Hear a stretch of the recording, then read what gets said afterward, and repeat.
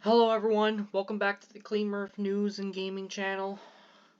Today, we have to talk about Overwatch 2 and Activision and Blizzard. Well, I don't play Overwatch at all. I never even played the first one. But this new game, I'm not playing it at all. But I just had to report this. I have to report this to all of you, and especially to you supporters out there that might get my ideas. I'll get onto those somewhere later down the line, but right now I'm focused on Overwatch 2 and the awful monetization that has happened. If you are a poor kid that wants to play this game, well, think again. If you're in low economic areas, you will not be allowed to play this game at all. And I'm going to explain why. First, we're going to take a look at this. Requiring phone numbers is a mess. Just as the title says, it is boinkers to require a phone number in order to play. It presents so many obstacles. One, if you have more than one Blizzard account, as I do, due to one being locked out years ago from being hacked and not being able to send the email without the stupid account just logging back out and not moving to the next page, which now has the phone number that is already in use in order to log into my actual account I use, which means after purchasing the new upgrade, unless I magically provide a new phone number, I can't play.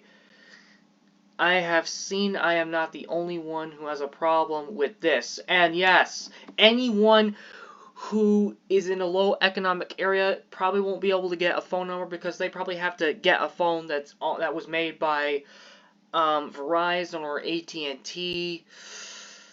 You're not going to be able to have a phone number that has something like T-Mobile or Sprint or any of that. This person also says, I get a security thing, but two-step verification is good enough. And he launched an update. Well, they launched an update. After trying over and over again, I got a message that stated my account had been locked. LOL. I then went in to try and log in. This time, it gave me an option to reset my password. It still did the screen reset. At the bottom, it has an option on this window to click on Can't Access Account. I pressed it. It brought me to a laundry of list of items, one of which is I can't access my account. Yeah, bad. That's bad, right? There were 3 panels: password, SMS, account is locked. I clicked that one. It finally sent me an email with a code to punch in. No cycling back this time. It stated that it was now active. I could log in again. It appears it was locked from the beginning, but received no email or anything. They then say, if this has happened to you, keep bugging and making mistakes until you get a text message stating your account has been locked. It appears to be the only way past the resetting password loop. Now to wait in the queue. Not good.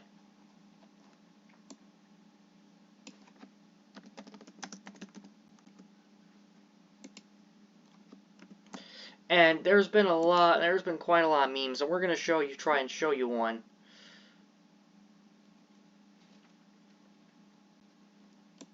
Like this one. Can I be a hero just like you? No. You're too poor.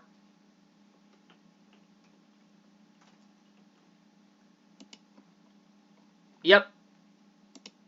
That's essentially what happened. And they're also planning to Activision and Blizzard are also planning to do the same thing to Modern Warfare 2. The new Modern Warfare 2. You take a look at this.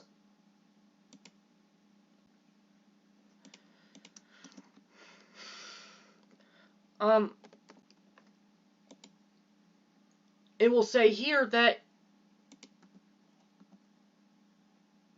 you will have to you will have to have a phone number to play Call of Duty Modern Warfare 2 for the same reasons as Overwatch 2. Activision and Blizzard are 1-1, so we can look at the OW2 Defense Matrix blog post to find out why a cell device is required for Call of Duty Modern Warfare 2. And we already know why they're putting in phone requirements with SMS. It's because they were being struck with DDoS attacks for some reason, maybe because of the lawsuits that have been going on to Activision Blizzard for the counter management, abuse, and misconduct of men against women, the male employees versus the female employees, and they got sued by California's Department of Fair Employment and Housing. So, and that's probably why they're putting in the phone number, because of all the DDoSes they've been getting, which the DDoSes are probably coming as a result of the sues. And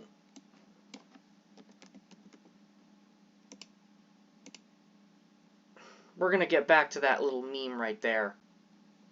The poor kids meme. If I can find it. Oh, there it is. Yeah. When they say, "Can I be a hero just like you?" and then they say, "No, you're too poor."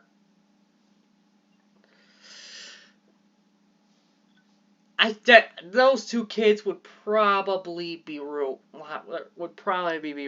because they're not gonna let you play the game if you're too poor.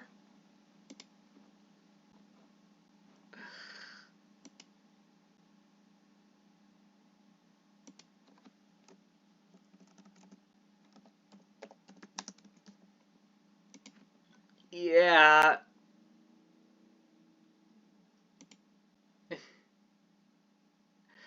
They also dropped the phone number requirement because of the backlash, but I don't think they're going to do the same for Modern Warfare 2. That's going to result in a huge, much more backlash. And not to mention the fact that Activision Blizzard could be bought off by Microsoft and Xbox. So that's not going to do the same. And speaking of the Overwatch 2 is not requiring legacy players to verify their phone number. Even Blizzard has admitted Overwatch 2 has not met anybody's expectations. In a new post detailing the latest status updates for the game's rollout, the company has apologized to its players and discussed the lengthy list of issues it's had to face since the first-person shooter went live. There was a lot of issues, actually. One of the biggest updates it's making to the game is removing the need for legacy players only to link their phone numbers to battle.net to be able to play. So long as they have a connected battle.net account, which covers all players who have accessed the first Overwatch since June 9, 2021, they are exempted from the requirement. Blizzard originally made SMS Protect, which requires players to link a phone number to their Battle.net accounts, a requirement to access Overwatch as a way to make it harder for people to quote-unquote cheat or to quote-unquote troll others. It doesn't always work with phone numbers associated with prepaid plans, though, and therein lies the problem. While some Mint customers were able to link their numbers to SMS accounts, SMS Protect just fine, players on Cricket seem to be completely locked out of the game. As Kotaku reports, fans feel like they're being punished or shamed for being poor, and that's probably what's happening right there. If you're punishing your player base for being poor, yeah, you're the villain in the story. Okay, I know I'm being rough for the educational part, but think of this.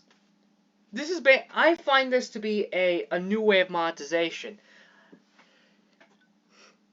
I guess that these companies are so mad about the loss of the loot boxes and the NFT stuff that they're just gonna go out of the way and just kick anyone who supported the ban of these things from their games altogether.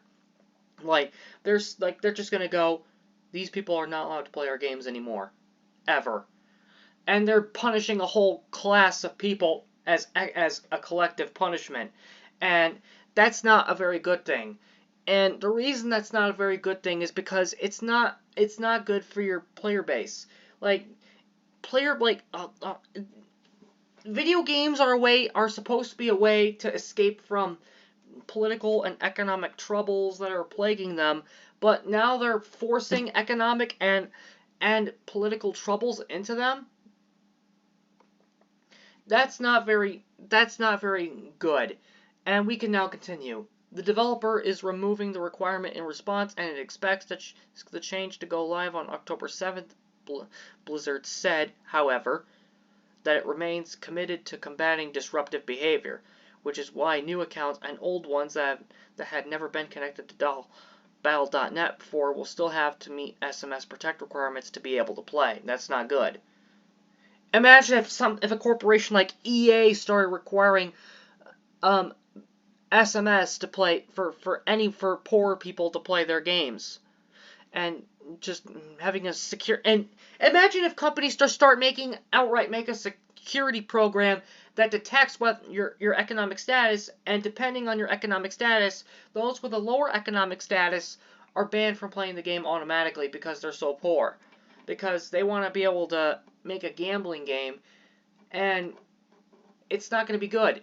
And the reason why they could be able to do this is because the law has never caught up. But once something like this goes on, the law catches up pretty fast. We already know what happened in Belgium, and we already know what happened in the Netherlands. We already know what happened in the United Kingdom and even in the United States. Companies can't get away with mass monetization. They really can't. Now let's continue. The company also made changes to simplify the queuing process, so players will no longer see their queue numbers jump from hundreds to tens of thousands and vice versa. Plus, it's working on making logins more stable to prevent players from being dropped from queues or from being able to log in at all.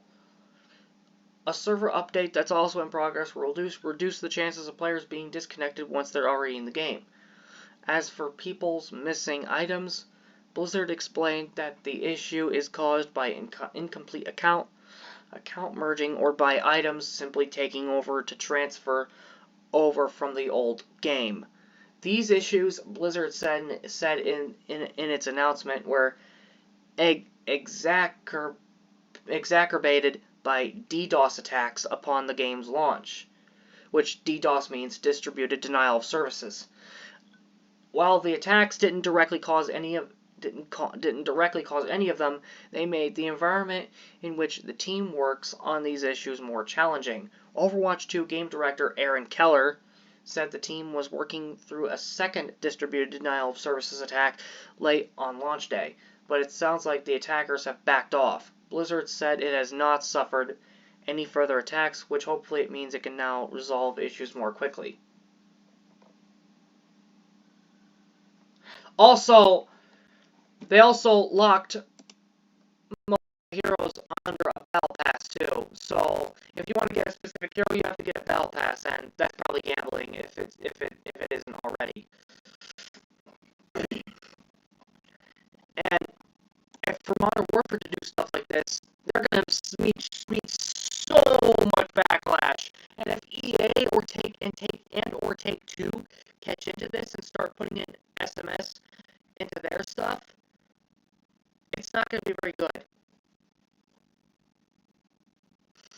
It's going to be one massive modern gaming controversy that probably will require international governments to introduce laws to ban this kind of stuff. And we don't want to do it the China way, because if you're a kid in China, you can only game on online games for 3 hours per week. No questions or debate follows. Now, thinking? This is just not good for Blizzard or Activision. Complete bull scraps.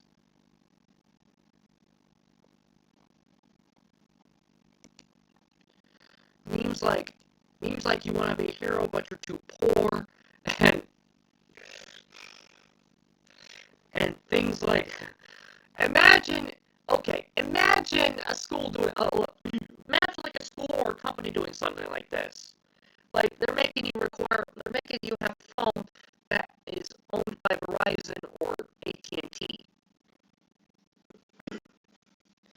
and you go there and you say, I want to sign my kid up for this public school, but they say, no, you cannot sign them up for the public school because of your economic status. What do you think happens? What do you think happens after that? Government intervention. And guess what exactly happens? Government intervention. Either they remove that requirement, or they all get arrested and sent to jail, followed by a trial, and if you're found guilty, are all sent to prison. That's what we're all looking at here. And again, as I said, here we are, and these are the newest news events going on in this kind of world. And this is just one man's take on it. Let me know what your thoughts are in the comment section below. We are the Clean Murph Gaming and News channel. We will be happy to see you in the next update when we make another update report. Thank you for joining.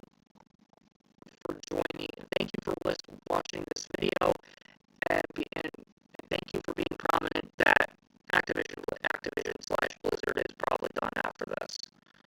Another company like Microsoft is probably going to buy all their assets,